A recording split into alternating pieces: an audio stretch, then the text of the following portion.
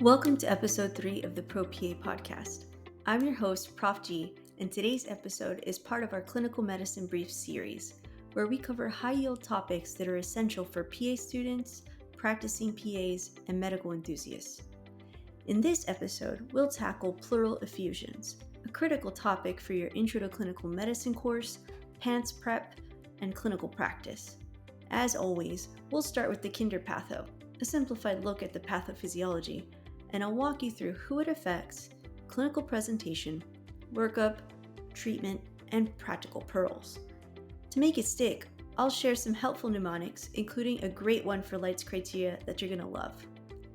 For a more comprehensive review of pulmonology, don't forget to check out my pulmonology module playlist on YouTube on my channel, Professor G PAC. Now let's get started. Pleural effusions. So let's talk about the Kinder Patho of pleural effusions first. Now, a pleural effusion occurs when fluid accumulates in the pleural space, impairing lung expansion and causing symptoms like dyspnea. There are two main types of pleural effusions.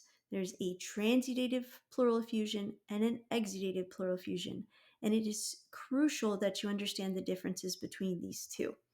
Now, a transudative effusion occurs due to one of two things. One, an increased hydrostatic pressure, or two, a decreased plasma oncotic pressure. And these changes cause an imbalance and cause fluid to leak into the pleural space. And this is called a transudative type of effusion. Now, in just a sec, we'll learn what the different causes of a transudative effusion are. An exudative effusion occurs due to inflammation. You can think of it like inflammation or infection, which increase capillary permeability or direct damage to the pleura, which allow both protein and fluid to go into that pleural space. And so, taking that Kinder Patho, let's look at a mnemonic for the causes of the different types of pleural effusions. So let's start with transudative. My mnemonic for transudative causes is CHEM, C-H-E-M. And the C stands for cardiac failure, or CHF. The H stands for hypoalbuminemia, like cirrhosis or nephrotic syndrome. The E stands for embolism, like a pulmonary embolism. And as we'll see in a little bit, a pulmonary embolism can actually be transudative or exudative or a mixture of both. The M in chem stands for Meiggs syndrome, which is a benign ovarian tumor. This is a zebra. I doubt you'll ever be asked about it, but just for thoroughness sake, I included it in here. And exudative causes, I use the mnemonic CAPTAIN. CAPTAIN, the C stands for collagen vascular disease, like rheumatoid arthritis or lupus. The A in CAPTAIN stands for abdominal pathology, like pancreatitis. P stands for pneumonia, like a parapneumonic effusion. T stands for tuberculosis. A, asbestos exposure. I, infarction, like pulmonary embolism that we talked about earlier, that can be both transudative or exudative. And N in CAPTAIN stands for neoplasms, like lung cancer, breast cancer, mesothelioma. Okay, so you can remember Chem, CAPTAIN, and those are the different causes for transudative and exudative pleural effusions. Now, who does this affect? Who do pleural effusions affect? Pleural effusions don't tend to just happen on their own. There's usually an underlying cause for them.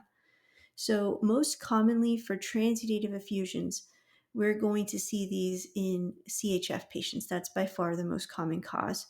We also see these in the other causes like cirrhosis or nephrotic syndrome. For exudative effusions, we often see these in patients with infections or inflammations. So think pneumonia, malignancy, tuberculosis, pulmonary embolisms.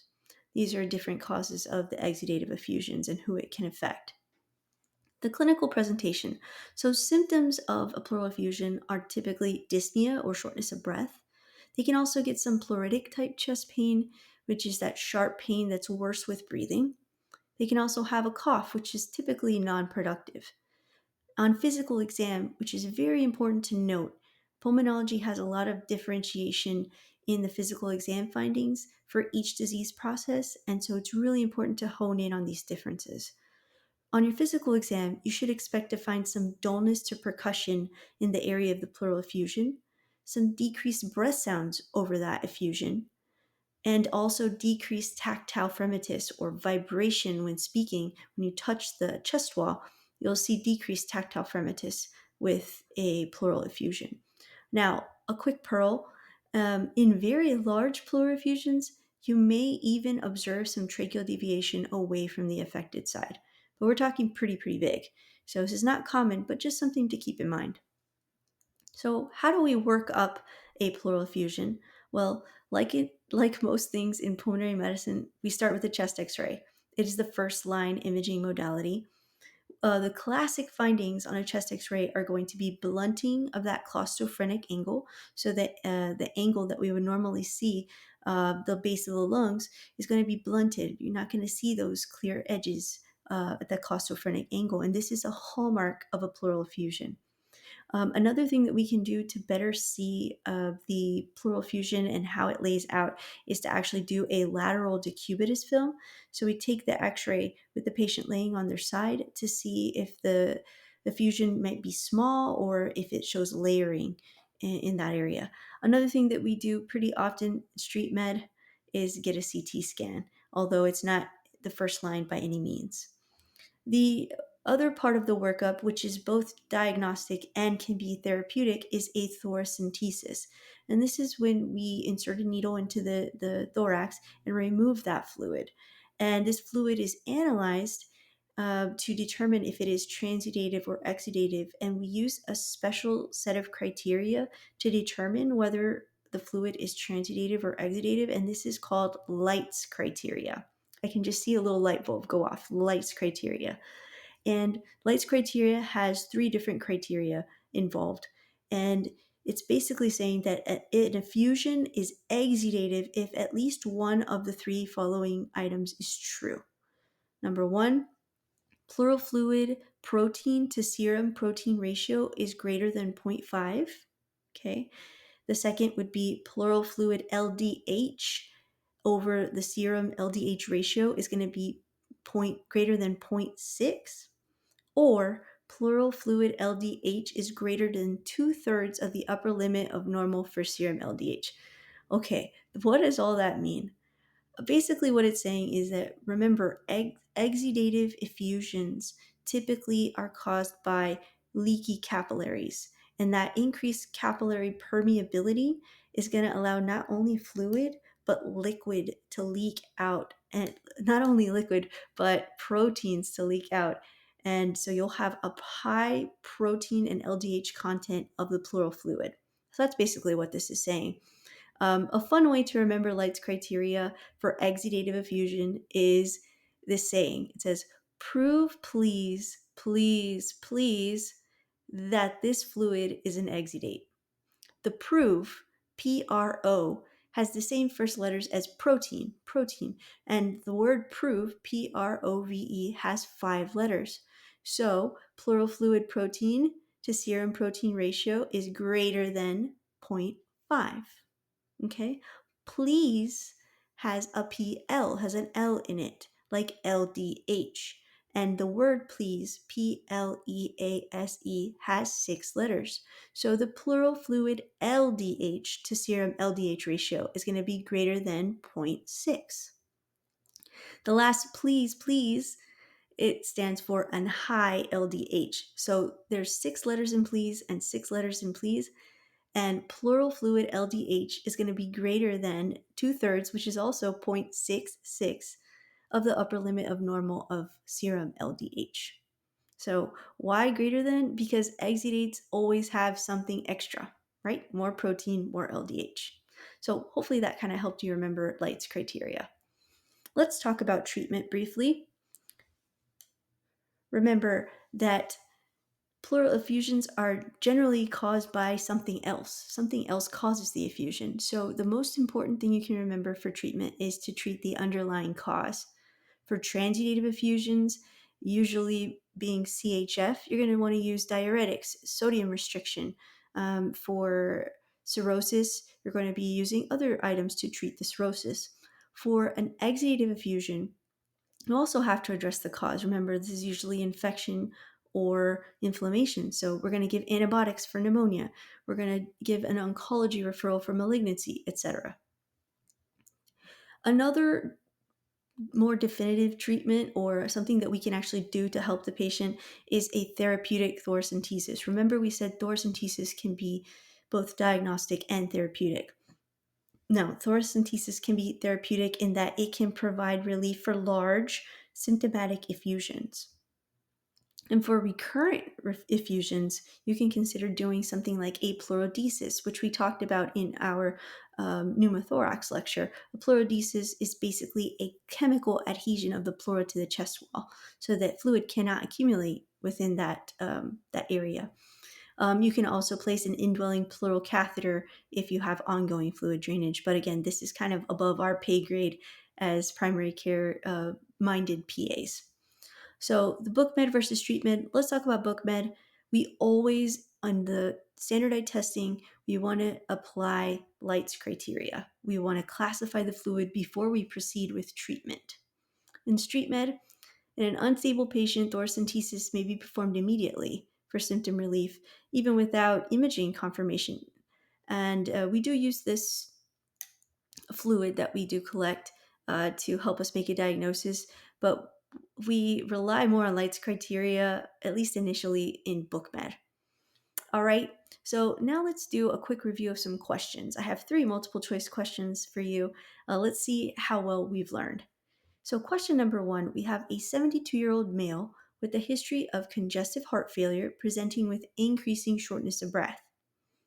On exam, you note decreased breath sounds and dullness to percussion on the right side.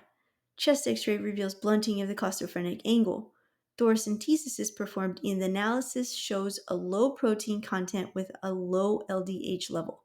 What is the most likely cause of the pleural effusion? Is it a pneumonia? B, a congestive heart failure? C, malignancy? D, pulmonary embolism? I'll give you a second to think about it.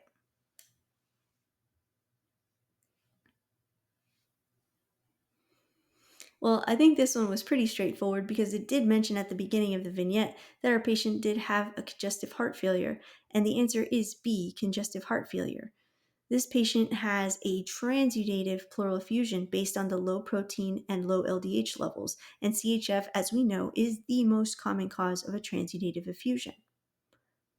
All right, moving on to question 2. We have a 55-year-old smoker who presents with progressive dyspnea and unintentional weight loss. Physical exam reveals decreased breath sounds on the left side and dullness to percussion. A thoracentesis is performed and the fluid analysis meets Light's criteria for an exudative effusion. What is the most likely diagnosis? Is it A, pulmonary embolism, B, congestive heart failure, C, malignancy, or D, cirrhosis? I'll give you a second to think about it. If you said C, malignancy, you're correct.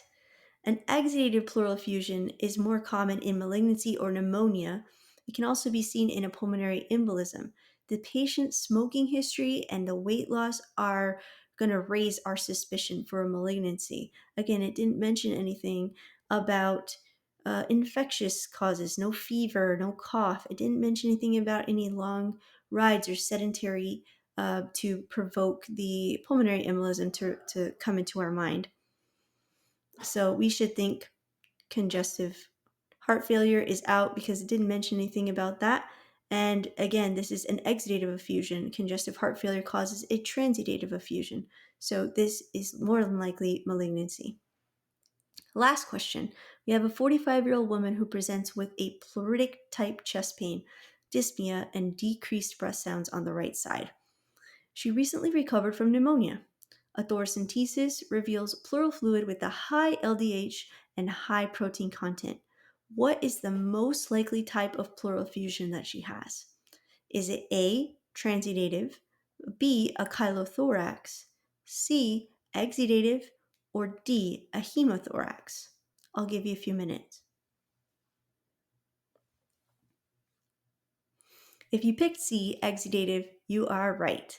So this vignette tells us that the fluid, the pleural fluid, has a high LDH and high protein content.